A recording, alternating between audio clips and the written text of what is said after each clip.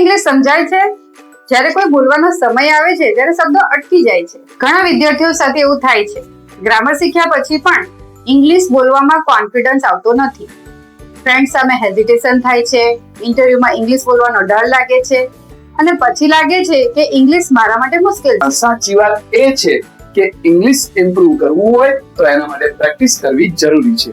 અને એક વાત ખાસ યાદ રાખજો, 100% ગેરંટી જેવી લોભાવણી જાહેરાત વગરનો ક્લાસ.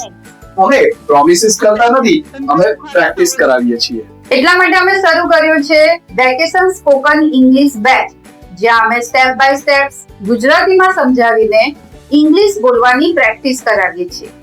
અહીં માત્ર ગ્રામર નથી શીખવાતું, અહીં કોન્ફિડન્સ બિલ્ડ કરવામાં આવે છે.